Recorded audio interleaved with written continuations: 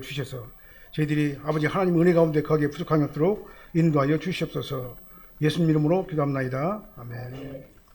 우리 다 같이 인사하시겠습니다. 오직 예수님밖에 없습니다. 다시 한번 하겠습니다. 오직 예수님밖에 없습니다. 아멘. 자, 바벨탑 사건은요, 행위 언약의 저주 아래서 죄로 오염된 인간의 본성이 드러나는 사건이 바로 바벨탑 사건이죠. 창세기 6장을 보게 되면 노아의 방주 사건이 나옵니다. 11장 이전에 바벨탑 사건 전에 어떤 사건이 있었냐면 노아의 홍수 사건이 있었거든요. 노아의 홍수 사건이요. 잘 안 되는가요, 이게? 천천히 한번 해보세요. 그 리모컨이 잘못 듣는가 봐요, 지금.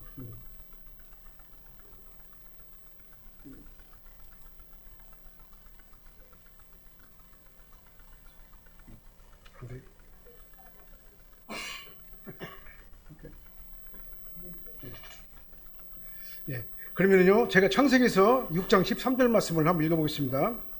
하나님이 노아에게 이르시되 모든 혈육이 있는 자의 포악함이 세상 땅에 가득하므로 그 끝날이 내 앞에 이르렀으니 내가 그들을 땅과 함께 멸하리라 그랬어요. 그러니까 노아 시대 때 사람을 보게 되면은 모든 사람이 포악했어요. 포악이 땅에 가득했다라고 그렇게 말씀하고 있습니다. 그러니까 사람들이 죄를 짓고도 죄가 죄인지를 모르고 죄를 죄로 인정하지 않았어요. 그리고 죄가 죄인지도 몰랐습니다. 드러내고도 죄를 짓고도 그렇게 했다 그 말이죠. 그리고 그걸 갖다 죄라고 얘기하지 않고 방종을 하게 되고 무질서와 타락이 아주 관영했던 그러한 세계가 바로 노아 시대 때 그러한 그 세상의 모습이었습니다. 그래서 세상이 너무나 악해가지고 하나님의 자녀들이 정상적인 생활을 할 수가 없는 그런 지경에 빠지게 됐습니다. 그래서 누구라도 신앙생활을 제대로 할 수 없는 그런 사회 환경이 바로 그런 사회였었다 그 말이죠. 그러나 노아는 당대 의인이었습니다. 그리고 완전한 자였어요. 그래서 하나님과 동행을 했습니다. 그래서 하나님께서는 악한 세상을 심판하시고 노아를 통해 가지고 새로운 세계를 재창조하시려고 노아를 심판해서 구원하시기로 작정하시고 홍수를 일으키신 거다 그 말이죠. 방주를 만들고요. 그래서 하나님께서는 노아에게 물로 세상을 심판하실 것이라고 말씀하셨어요. 그래서 하나님께서는 그런데요, 심판하시기 전에 선지자를 통해 가지고 미리 다 예고를 하셔요. 예언을 하십니다.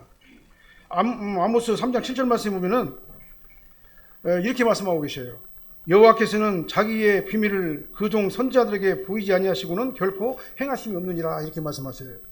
그러니까 하나님께서는 세상을 심판하실 적에 항상 그 앞에서 선지자들이 경고를 했습니다. 예언자들이 나와가지고 앞으로 세상이 심판을 받을 거야. 노아 시대 때도 마찬가지입니다. 노아에게 하나님께서 말씀을 주시고 이 세상을 물로 심판할 것이니까 너는 방주를 만들어서 그 심판에 대비해라. 그렇게 예언을 했다, 말씀했다 그 말이죠. 소돔과 고모라도 불로 심판할 때 아브라함에게 먼저 얘기했잖아요. 내가 불로 소돔과 고모라를 망하게 할 것이다.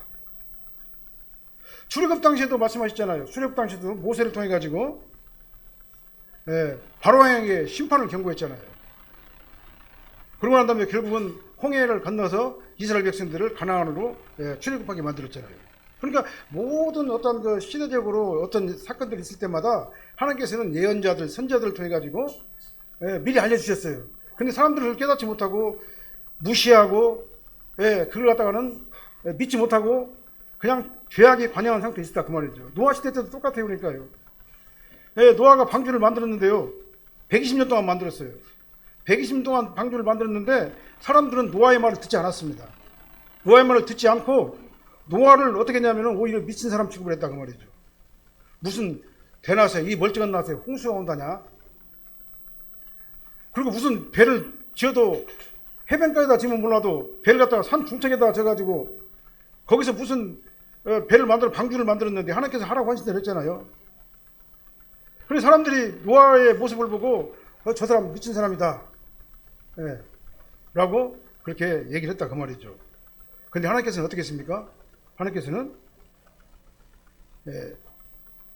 물로 세상을 싹 쓸어버리고 살아있는 남은 사람 누구밖에 없습니까? 노아의 가족 6사람밖에 안 남았어요.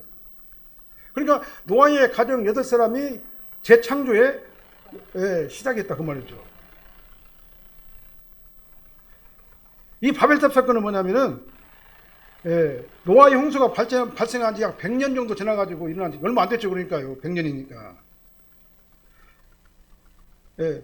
그래서 세상은 다시 또 악해져 버렸어요. 100년도 안 돼가지고.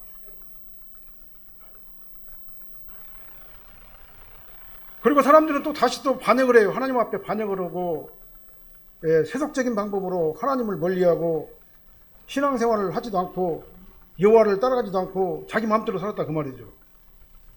그리고 인간이 하나님의 보호를 벗어나가지고, 자기 마음대로, 자기 능력으로 하늘까지 닿고, 내가 자기 스스로 자기를 구원할 수 있다라고 생각을 했다 그 말이죠. 그래서 하나님께서는 징벌하셨죠. 이게 바로 오늘 바벨탑 사건이죠. 인간이 창조주 하나님을 외면하고 살 수가 없어요. 인간 스스로 자기가 기준을 정하고 자기 신의 능력으로 하나님 도움 없이 세상을 정복하고 자기가 스스로를 갖다 구원할 것이라고 착각에 빠지면 안 된다 그 말이죠. 이건 아주 어리석은 생각이에요. 오늘 본문을 보면 하나님께서는 바벨탑을 쌓은 이 허망한 그들의 어리석은 모습을 하나님께서 보시고 어떻게 했습니까? 허물어 버리셨죠. 바벨탑을. 그리고 어떻게 했습니까? 언어를 혼잡하게 만들어 버렸어요. 그리고 그들을 세계 열방에다 다 흩어져 버렸었다 그 말이죠. 그래서 이 바벨탑 사건이 우리에게 주는 구원을 오늘 본 말씀 통해 가지고 말씀을 선발적에 같이 은혜 받는 시간을 갖도록 하겠습니다. 첫 번째는 온 땅의 언어가 하나요, 말이 하나였었어요. 1절 말씀 보니까요, 온 땅의 언어가 하나요, 말이 하나였더라 그랬어요. 그래서 온 땅은 뭘 말하냐면 온 세상을 얘기하는 거죠. 그래서 지구상의 온 인류가, 모든 인류가 하나의 말만을 가지고 그때 살았었다 그 말이죠. 이게 노아의 홍수로 구원받은 노아의 가정이 8명밖에 없었으니까 100년 동안에 얼마나 많이 이 인구가 불어났겠습니까? 100년 동안에 한 1000만 불어났겠어요? 그러니까 언어가 하나인 것은 당연한 거예요. 어떻게 보면은요. 근데 성경을 보게 되면은요, 인간이 사용하는 언어는 누군가에 의해 가지고 만들어진 것이 아니에요. 누군가에 의해 가지고 만들어져 가지고 고안해 가지고 그 고안한 것을 갖다가는 기호를 삼아 가지고 그걸 갖다가는 언어로 했던 것이 아니에요. 성경을 보게 되면은 아담과 하와는 처음부터 말을 못했던 것이 아니에요. 처음부터 말을 못하다가 일정한 시간이 지난 후에 언어를 그들이 고안해 가지고 서로 의사소통을 했던 것이 아니에요. 성경 보게 되면은 아담과 하와는 처음부터 하나님께서 말을 하게 만들었어요. 그래서 언어를 처음부터 주신 거다 그 말이죠. 그래서 우리 인간에게는 뭐가 있냐면 언어에 어떤 그 능력이 있는 거예요. 언어에 의사소통의 능력이 있는 거다 그 말이죠. 그래서 처음부터 하나님께서는 우리 인간은 말을 하는 존재로 만든 거다 그 말이죠. 그래서 우리는 어떤 존재냐면은 인격을 가진 존재, 영적인 존재, 말을 하는 존재인 거예요. 우리 말을 하는 존재는 우리 인간밖에 없는 것이죠. 다른 동물들은 말을 못하는 겁니다. 그렇기 때문에 우리 인간이 만물의 영장이 된 거예요. 그래서 본문에서 언어가 하나요, 말이 하나라는 것은 모든 사람들이 동일한 언어와 동일한 문법 체계를 가지고 동일한 생각을 가지고 서로 소통을 했다 그 말이죠. 이처럼 창세기 11장에서는 서두에서부터 뭐라면 온 인류가 온 땅의 언어가 하나요, 말이 하나였더라 이렇게 시작을 하고 있는 겁니다. 그러면 왜 이렇게 말을 시작했을까요? 거기에 특별한 의도가 있겠죠. 당연한 얘기인데 어떻게 보면은, 근데 이걸 강조해가지고 처음부터 온 땅의 언어가 하나요, 말이 하나였더라 이렇게 했어요. 이건 특별한 의도가 있는 거죠. 하나님 의도가요. 인간의 능력으로 하나님 자기 자신을 구원하려고 하나님을 대적하고 불순종하고 바벨탑을 쌓은 사건 때문에 일어나는 심판으로 언어가 혼잡하게 되고 흐트러버리는 불행한 사태를 갖다가는 예고해주는 그런 말씀인 거예요. 그러니까 언어가 하나니까 그들이 하나님을 대적하고 바벨탑을 쌓고 하나님처럼 높아지려고 하는 그런 교만한 마음이 그들에게 있기 때문에 하나님께서는 그들을 어떻게 했습니까? 말을 갖다 흐트러버려가지고 그런 교만한 행동을 못하게 해주는 그 예고적인 말씀이 바로 그겁니다. 그래서 온 땅에 언어가 하나요, 말이 하나 있더라. 이 말은 뭡니까? 하나님께서 그 언어를 어떻게 합니까? 흐트러버리시겠다. 그 말을 갖다 미리 예고적으로 하신 말씀입니다. 그 말이죠. 그렇다면은 우리 구원받은 성도들은 어떻게 말을 해야 됩니까?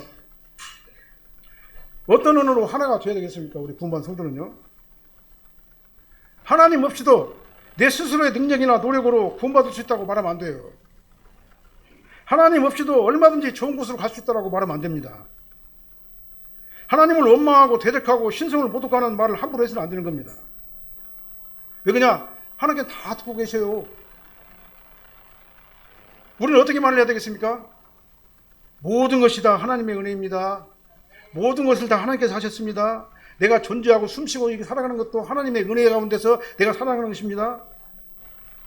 나는 전적으로 하나님을 통해 가지고 내가 구원받고 예수 백성이 되었습니다. 이렇게 고백하시기를 바랍니다. 우리는 구원받은 성도 아닙니까? 하나님을 믿고 예수 그리스도를 통해 가지고 천국 시민이 된 사람들이잖아요. 그러면 우리 언어는 어떤 언어가 되겠습니까? 성경적 언어를 우리가 구사를 해야 된다고 말이에요. 우리는 구원받은 성도답게 성경적 언어를 가지고 동일한 언어 정체성을 가지고 우리가 이 땅에서 언어 생활을 해야 된다고 말이죠. 그래서 구원받은 성도의 언어는 세속적 언어가 아닙니다. 구원받은 성도의 문법과 어휘는 성경 66권이에요. 거기 다 나와 있어요. 성도가 하는 의사표현은 뭐냐면 성경 66권을 기준해 가지고 하나님의 감동과 성령의 의지에 따라서 그 말씀을 내 안에서 그 말씀을 가지고 언어를 갖다 소통하는 그런 훈련을 저희들이 해야 된다 그 말이에요. 그래서 성도는 입술의 열매를 맺어야 되는 것입니다. 히브리서 13장 15절 말씀에 보면은요. 그러므로 우리는 예수로 말미암아 항상 찬송과 찬송의 제사를 하나님께 드리자. 이렇게 말씀하셨어요. 이는 그 이름에 증언하는 입술의 열매니라 그랬어요. 예수 이름으로 우리는 항상 찬송의 제사, 은혜의 제사, 감사의 제사를 주님 앞에 말로서 올려드려야 되는 겁니다. 왜 그러냐? 그것이 입술의 열매가 되기 때문에 그렇습니다. 우리 입술의 열매를 잘 맺어야 돼요, 우리는요. 말 함부로 하면은요, 안 되는 거예요, 그러니까요. 말이 씨가 된다고 우리나라 속담도 있잖아요. 말을 함부로 하게 되면 말대로 되는 거예요, 그게. 우리가 입술로 하나님의 구원을 고백하고 예수는 나의 구세주입니다. 나는 예수님을 통해서 구원받았습니다. 이제 나의 정체성은 바뀌었습니다. 나는 이제 천국 시민권자가 되었습니다. 나는 예수님을 통해서 이제 영원한 천국에 들어갑니다. 이 말의 열매가, 이 입술의 열매가 되는 것이다 그 말이죠. 그래서 하나님께 우리가 구원의 고백을 하게 되면 구원의 열매를 맺게 되는 거예요. 하나님을 찬양하게 되면 찬양의 열매를 맺게 되는 겁니다. 하나님을 찬양하고 내 마음이 기쁘게 되면요, 내 마음이 평강의 열매를 맺게 되는 거예요. 근데 날마다 불평하고 불만하고 원망하고 삶을 비관하고 그렇게 되면요, 사람이 어떻게 됩니까? 염세주의자가 되어버리고 비관주의자가 되어버리고 나중에는 어떻게 됩니까? 자기 자신을 자기가 통제하지 못하는 그런 상태로 전락하게 되는 거다 그 말이에요. 민수기서 14장 28절 말씀에 보니까요, 그들에게 이르기를 여호와의 말씀이 내 삶을 두고 맹세하노라. 너희 말이 내 귀에 들린 대로 내가 시행하리라. 하나님께서요, 우리 말 안 듣는 것 같죠? 다 듣고 계셔요. 내가 말하는 대로 하나님께서 시행하신대요. 우리나라 속담도 어떻게 이게 똑같은 속담인가 몰라요. 말이 시된다고 그러잖아요. 아까 말씀드렸죠. 근데 하나님께서 뭐라고 말씀하십니까? 하나님께서 우리 말을 다 듣고 수긍하고 계시는 거예요. 이스라엘 백성들이 왜 이 말씀이 나왔냐면요, 하나님의 명령에 불순종하고 항상 가는 데마다 불평하고 불만하고 모세의 지도자를 갖다 원망하고, 옛날에 애굽에서 살았었는 데는 이렇게 안 살았었는데 왜 와가지고 이 고생을 시키냐고 막 불평과 분만과 원망을 하니까 하나님께서는 어떻게 했습니까? 그 백성들의 말을 다 들으시고, 그래? 내가 너희들 말이 내 귀에 들린 대로 내가 그대로 시행할 거야 라고 말씀하신 거예요. 하나님께 다 듣고 계셔요. 하나님께 감사하면은요, 감사할 조건을 우리에게 더 주셔요. 하나님을 찬양하면은요, 찬양할 조건을 더 주시는 겁니다. 우리가 하나님 앞에 모든 것을 감사하고 하나님 앞에 모든 것을 긍정적으로 적극적으로 우리 하나님 앞에 드리게 되면요, 하나님께서는 그 믿음의 열매를 우리에게 주신다 그 말이에요. 그러니까 우리는 어떻게 합니까? 믿음 없는 말 하면 안 됩니다. 하나님을 무시하는 신성 모독의 말을 함부로 하면 안 돼요. 큰일 나요. 사람들은 흔히 하나님이 어디가 있어? 내 주먹을 믿지 어떻게 하나님을 믿어? 말 함부로 하면 안 돼요. 큰일 나는 거예요. 하나님께서 귀에 들리신 대로 행하신다는 사실을 아시기 바랍니다. 그래서 우리 신중하게 말을 잘 골라서 선택을 해서 해야 되는 거예요. 우리 산악교도 언어가 하나로 통일돼야 됩니다. 그래서 성도 각 사람이 어떤 언어요? 성경의 어휘와 문법을 가지고 우리가 성령의 감동을 받아가지고 그 언어로 우리가 하나로 통일돼야 되는 거예요. 그래야지 하나님의 생명의 복음이 나를 지배하게 되는 거죠. 내가 능력 있는 신앙생활을 하려면 어떻게 되겠습니까? 하나님의 언어, 성경 66권의 문법과 어휘가 나를 지배를 하게 될 적에 내 삶이 어떻게 되겠습니까? 말씀 중심으로 변화될 것 아니겠어요? 그래서 우리는 올바른 언어 습관이 반드시 필요합니다. 그래서 이 언어 습관을 통해 가지고 하나님을 감동시켜드리는 저와 여러분들 되시길 바랍니다. 그래서 우리가 살다가 힘들고 어렵더라도 절대 불평하거나 불만하거나 낙심하거나 자질하지 마시고, 그럴수록 우리는 어떻게 합니까? 하나님을 찬양하고 하나님께 감사하고 하나님을 의지하고 하나님께 모든 것들을 다 고백하게 되면 하나님께서 우리의 삶을 익혀주시고 인도하시고 축복할 줄로 믿으시길 바랍니다. 그리고 우리는 성경의 언어로 하나가 되어야 돼요. 그래서 하나님 보시기에 아름다운 복된 성도가 저와 여러분이 되어야 될 줄로 믿습니다. 그 다음에 바벨탑을 쌓았어요. 그들은요. 왜 쌓았습니까? 그들은 교만한 세속주의적인 어떤 그런 사상을 가지고 있었기 때문에 그들 바벨탑을 그렇게 쌓은 거예요. 3절 4절 말씀 같이 한번 읽어보게요. 주보 있죠. 3절 4절 말씀 읽어보겠습니다. 서로 말하되 자 벽돌을 만들어서 견고히 굽자하고 이에 벽돌로 돌을 대신하여 역청으로 진흙을 대신하고 또 말하되 자 성읍과 탑을 건설하여 그 탑 꼭대기를 하늘에 닿게 하여 우리 이름을 내고 온 지면에 흩어짐을 면하자 하였더니 그랬죠. 2절 말씀 보면 그들은 동방으로 옮기다가 신할 평지를 만나서 거기에 거류했다 그랬습니다. 이 동방으로 옮기다가 라는 말은 뭔 말이냐면요, 동쪽에서부터 이동하여 오다가 그런 의미예요. 해석을 그렇게 번역을 해야지 맞아요. 그들은 동쪽에서부터 계속 이동해가지고 어디까지 하면 신할 평지까지 왔어요. 그러니까 동쪽은 뭡니까? 에덴 동산이 있는 곳이잖아요. 하나님께서 계시는 곳이잖아요. 동쪽은요. 근데 하나님께서 계신 곳으로부터 점점 멀어져 가려고 우리 인간은요. 그리고 하나님을 따라가는 것이 아니라 인간들은 항상 내 중심, 내 자아, 내 방법대로 하나님을 갖다가 배척하고 내 방법대로 살려고 하는 그런 속성이 우리 인간들이 있단 말이죠. 왜 그러냐? 행위언약의 저주로 인해 가지고 하나님과의 관계가 망실되어 버렸기 때문에 그런 거예요. 그래서 하나님과 대화가 망실되어 버렸기 때문에 우리 인간은 내가 스스로 하나님을 갖다 멀리하고 동쪽에서부터 계속 멀어져 해가지고 어디까지 하면 오늘 본문에 보니까 신할 평지까지 와가지고 거기 안착을 하게 된 거예요. 그래서 하나님을 거부하고 인간들은 어떻게 합니까? 더 쉽고 더 편하고 더 쾌락적이고 더 종역적이고 그런 곳을 갖다 찾아가지고 계속 찾으다가 발견한 곳이 바로 어디냐면 오늘 바벨론의 신할 평지였다 그 말입니다. 바벨론의 신할 평지는 어떻게 했습니까? 금신상에 세워진 곳이잖아요. 느부갓네살 왕이. 그것이 바로 이 바벨론 신할 평지예요. 자, 2절 말씀 보니까 서로 말하되 자 벽돌을 만들어 견고히 굽자 하고 이에 벽돌로 돌을 대신하여 역청으로 진흙을 대신한다 그랬어요. 그들은 하나의 언어를 가지고 말을 했잖아요. 지금 현재요. 하나의 언어를 가지고. 그들의 언어는 어떤 언어입니까? 근데요. 성경의 언어가 아니고 여호와께 주시는 그 언어가 아니라 세속적 언어예요. 욕망의 언어입니다. 그들의 언어는 세속주의적 가치관을 가지고 말하면서 하나님을 대적하는 어떤 그 마귀의 언어라고 볼 수가 있는 거예요. 그러니까 그들은 하나님을 의지하냐고 하나님을 거부했죠. 하나님을 인정하지 않았습니다. 그리고 세속적인 방법으로 그들은 회의를 했어요. 막 연구를 하고 토의를 했습니다. 그리고 난 다음에 결정을 했습니다. 우리가 어떻게 하며 벽돌을 견고히 굽자. 그냥 불로 구워가지고 돌보다 더 단단한 아주 내구력이 강한 아주 그냥 최첨단, 당시에 최첨단이죠. 최첨단 방법으로 이렇게 탑을 갖다 쌓자. 그리고 역청으로 진흙을 대신하자. 역청은 뭐냐면 아스팔트를 얘기하는 겁니다. 역청은 아스팔토스라고 헬라어로 천연 아스팔트를 갖다 채취해가지고 계속 저어가지고 끓이면은요, 나중에는 막 굉장히 점도가 최고로 높아진 어떤 그 본드가 되는 거예요. 본드. 접착제가 되는 거예요. 그래서 잘 구운 네오백들을 갖다가 그 역청으로 만들어진 아스팔토스를 가지고 그걸 갖다가 만들어 놓게 되면은요, 오히려 돌보다 더 단단하다 그 말이에요. 아주 최상의 견고한 재료가 되는 거예요. 그래서 최상의 견고한 바벨탑을 갖다 쌓게 될 것이다라고 그들은 생각을 한 겁니다. 그러면은 그렇게 하기만 하면은 아마 하나님께서도 이 탑을 갖다 어떻게 할 수가 없을 것이다. 하나님께서도 절대로 이 탑을 파괴할 수가 없을 것이다. 라고 그렇게 생각한다. 그 말이죠. 이 말은 뭔 말입니까? 인간이 인간의 능력으로 하나님을 갖다 대적하겠다. 그 말이잖아요. 하나님의 능력에 도전을 한 거다. 그 말이잖아요. 내 힘과 능력으로 얼마든지 하나님을 넘어설 수 있다고 생각하는 거잖아요. 이건 교만한 발상이 알 수가 없는 겁니다. 이것이 바로 세속주의예요. 하나님 없이도 할 수 있다. 나는 하나님을 넘어설 수가 있다. 인간의 능력과 노력으로. 그다음 4절 보니까 또 뭐라고 그랬습니까? 또 말하되 자 성읍과 탑을 건설하여 그 탑 꼭대기를 하늘에 닿게 하여 우리 이름을 내고 온 지면에 흩어짐을 면하게 하자 그랬잖아요.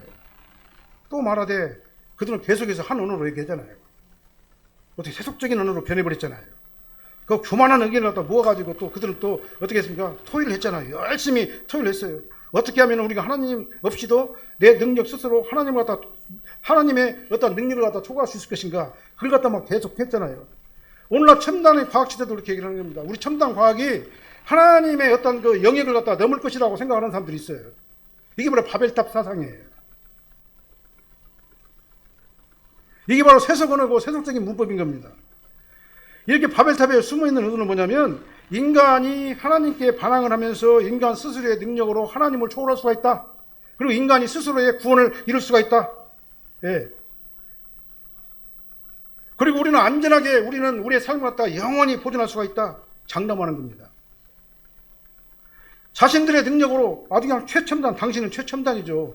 아주 최첨단의 어떤 공법을 사용했으니까 아마 하나님이라도 어쩔 수 없을 것이다. 그들은 뭐라고 합니까? 우리 인간이 스스로 하나님 배제시켜버리고 스스로 하나님을 초월해가지고 그렇게 우리가 살 수가 있다라고 말하는 겁니다. 첨단 과학이 발전하면 발전할수록 하나님께서 계시는 그 세상을 갖다 초월할 것이다라고 우리 인간들이 생각하는 것과 마찬가지다 그 말이에요. 물론 하나님께서는요 우리 인간에게 엄청난 은혜를 주셨어요. 일반층의 능력을 주셨어요. 우리 인간의 능력은요 왜 그냥 가히 우리가 상상할 수 없을 만큼 엄청난 그 은혜 능력을 갖다 우리에게 주신 거예요. 왜 그냥 우리는 하나님의 형상과 모양을 따라서 우리가 지음을 받았기 때문에 그렇습니다. 그래서 우리 인간만이 그러니까 영적인 존재고 말을 할 수 있는 존재고 우리 인간만이 그러니까 아주 엄청난 능력을 가지고 있는 그런 존재인 것은 분명히 맞아요. 그러니까 하나님께서는 이 일반론적의 법으로 지금 우리가 사는 세상 그야말로 첨단 과학 시대를 겪고 있는데 앞으로 이 과학의 세계는 어떻게 발전할지 아무도 모르는 거예요. 지금 AI까지 나왔잖아요. 누가 AI가 나와가지고 모든 것들을 지배하리라고 생각을 했겠습니까?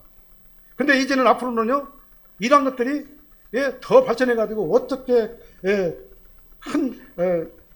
그 과학기술이 어떻게 발전할지는 아무도 모르는 거예요. 그러나 이 모든 것들이 다 어디에 있습니까? 하나님의 작정 안에 있는 거예요. 우리 그걸 알아야 된다 그 말이죠. 첨단 기술, 과학기술도 다 하나님의 작정 안에 다 있는 거예요. 하나님의 작정을 초월할 수가 없는 겁니다. 인간의 하는 일 모든 일들은 예외 없이 다 하나님의 작정과 예정 안에 다 있는 거예요. 그 작정의 범위를 초월할 수가 없다는 것을 우리는 알아야 된단 말입니다. 우리 인간은요. 5절 말씀 보니까 여호와께서 사람들이 건설하는 그 성읍을 보려고 성읍과 탑을 보려고 내려오시더라고 되어 있잖아요. 5절 한번 읽어볼까요? 5절. 여호와께서 사람들이 건설하는 그 성읍과 탑을 보려고 내려오셨더라. 이 말이 무슨 뜻인가요? 하나님께서 인간의 어리석은 행동을 보려고 내려오셨다고 하신 말씀이잖아요. 이건 수학적 표현이에요. 그러니까요. 비유적 표현이다 그 말이죠. 그 탑이 하늘을 닿았으면 그 첨단 과학이 하나님의 영역을 초과했으면 하나님이 하늘에서 안 내려오시더라도 거기서 볼 수 있을 것 아니에요. 근데 인간의 첨단 과학기술이 아무리 첨단이라 할지라도 하나님 볼 적에는 형편없이 미치지 못하는 것이다 그 말입니다. 그렇기 때문에 하나님께서는 그걸 갖다 보시려고 내려왔다. 비유적 표현이에요. 수학적 표현인 거예요. 첨단 과학이요 아무리 발전하고 아무리 최첨단을 가지고 고도로 발전한다고 하더라도 하나님께서 보실 때는요 하늘에 형편없이 도달하지 못하는 겁니다. 하나님께서 내려와서 보시고 그들 갖다 책망하시기 위해서 보시려고 할 만큼 인간의 능력은 아주 제한적인 것이라는 걸 알아야 돼요. 우리 인간이 볼 적에 대단하죠. 우리가 봐도 대단하지 않습니까? 이 과학기술이. 그러나 하나님께서 보실 때는 아무것도 아니다. 아무것도 아니다. 인간의 능력으로 하나님을 초월할 수가 없다. 라는 것을 우리는 알아야 된다. 그 말입니다. 인간이 하나님의 위치까지 도달할 수 있다고 생각하는 것은 그 자체가 참으로 어리석은 발상인 겁니다. 하나님을 대적하는 교만한 죄고 어리석은 죄인 거예요. 인간은 스스로 지혜 있다고 말하지만은 그 지혜를 주신 분이 누굽니까? 하나님이세요. 지혜의 권은 하나님이십니다. 그 지혜를 가지고 우리가 첨단 과학 기술도 이뤄낸 거다 그 말이에요. 이 진리를 깨닫지 못하게 되면은 사람들은 하나님의 심판을 면할 수 없어요. 교만할 수밖에 없습니다. 하나님 없이도 다 된다라고 생각할 수밖에 없어요. 인간은 하나님이 아닙니다. 하나님이 절대적으로 필요한 존재입니다. 인간은 하나님이 아니라 하나님이 절대적으로 필요한 그런 영적인 존재가 바로 우리 인간인 거예요. 이 사실을 우리는 망각해서는 안 된다 그 말입니다.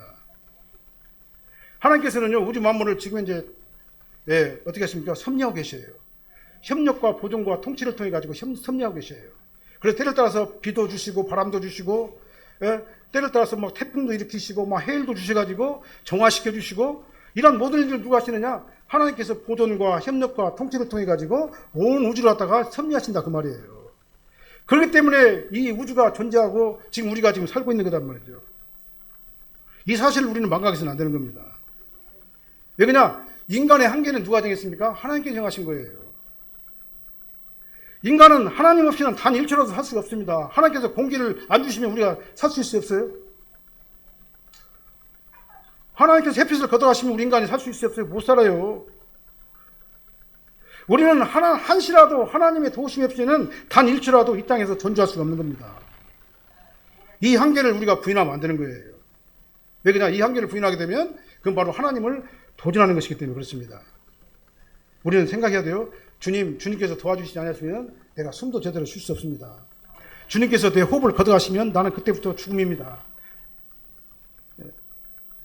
아버지 하나님께서 나를 주관하시고 여기까지 인도하셨기 때문에 내가 오늘 이곳에 와서 하나님께 예배도 드리고 영광도 올려드립니다.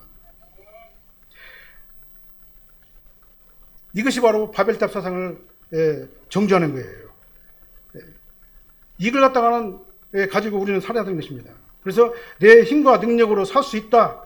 내 힘과 능력으로 하나님의 일체에 도달할 수 있다. 이거 바벨탑 사상이에요. 우리 산악교회 모든 성도님들은요. 바벨탑 사상을 완전히 제거시키길 바랍니다. 그리고 우리가 어떻게 해야 됩니까? 전적으로 하나님만 의지해야 되는 겁니다. 하나님께서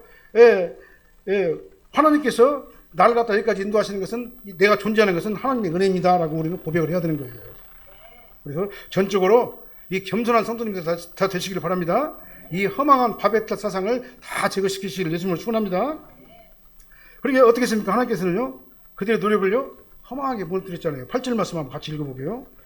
9절 말씀이요. 한번 읽어보겠습니다.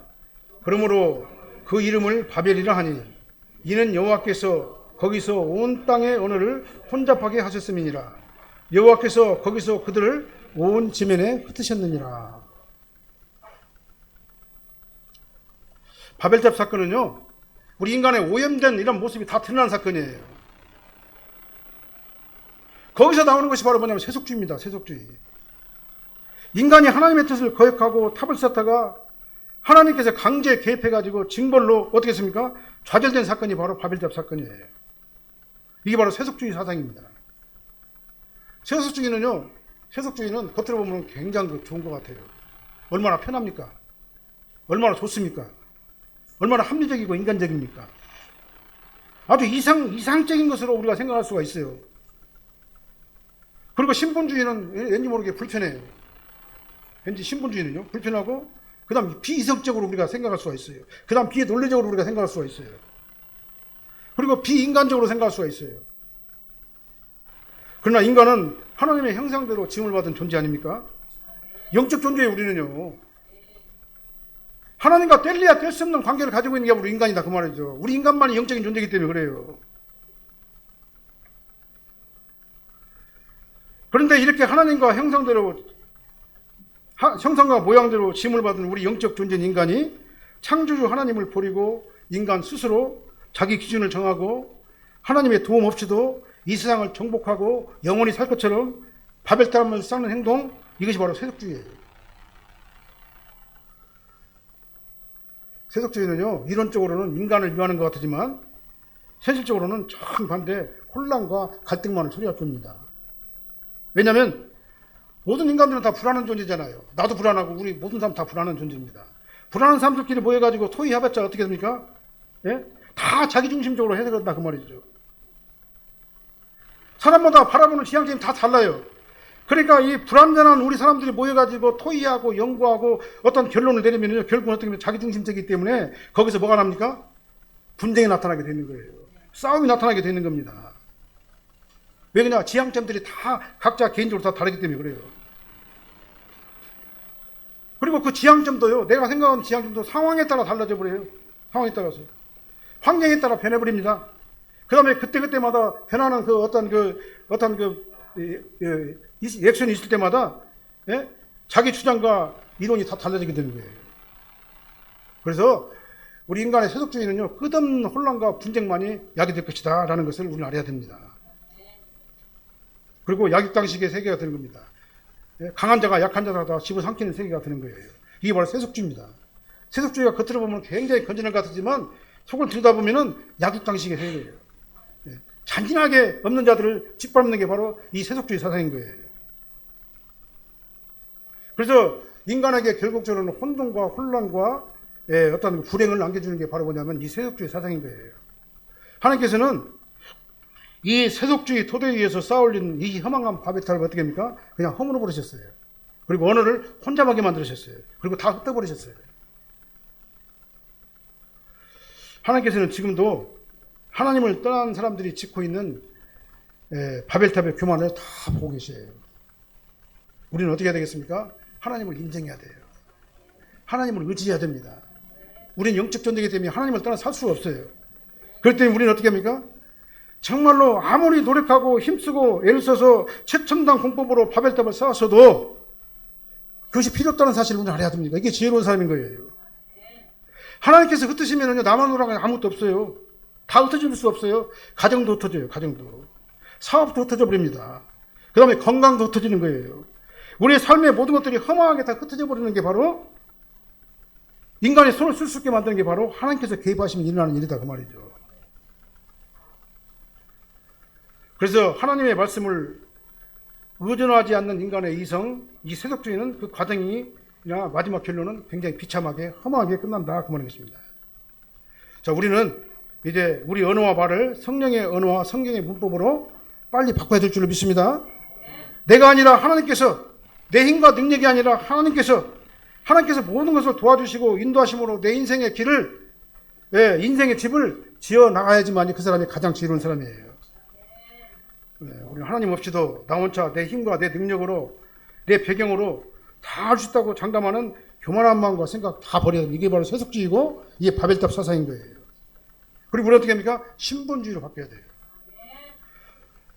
우리는 절대로 이 바벨탑을 쌓는 미진한 그런 삶을 살아서는 안 될 줄로 믿습니다. 그다음 우리는 전적으로 하나님을 의지하고 믿음의 탑을 쌓는 성경 66권의 말씀과 언어의 문법을 가지고 그리고 생각하고 말하는 저희들이 되될 줄로 믿습니다. 그래서 우리는 하나님 앞에 정말 지혜롭고 현명한 사람이 되될 줄로 믿습니다. 하나님을 전적으로 의지할 때 하나님께서 전적으로 나를 보여줄 줄로 믿으시길 바랍니다. 기도하겠습니다. 하나님 감사합니다. 우리 세속주의적 사관을 가지고 이 땅에서 살고 있지만 그러나 그것은 허망하게 흩어질 것이라는 것을 우리는 다시 한번 깨닫습니다. 아버지 하나님, 영원한 나라에서 영원한 천국에 가기 위해서는 전적으로 하나님을 의지해야 되고 전적으로 예수 그리스도의 은혜를 받아야 되는데 사람들은 이를 무시하고 정말 교만하게 아버지 하나님을 아버지 하며 대적하는 어리석은 자들이 너무나도 많습니다. 아버지 하나님, 저희들은 전적으로 주님을 의지하고 주님만 바라보고 하나님을 의지하고 그래서 영원한 세상에서 예수님과 함께 영원한 천국의 풍랑을 누리는 거룩하고 존귀한 지혜로운 성도님들이 다 되게 하여 주시옵소서. 세속적 가치관을 버리게 도와주십시고 신본주의적 가치관을 가지고 우리 영적인 존재 우리 인간이 아버지 하나님을 찬양하며 주님을 의지하며 전적으로 주님만 바라보는 거룩하고 존귀하고 구별된 아버님의 아름다운 성도의 삶을 살게 하여 주시옵소서. 예수님 이름으로 기도합나이다. 아멘.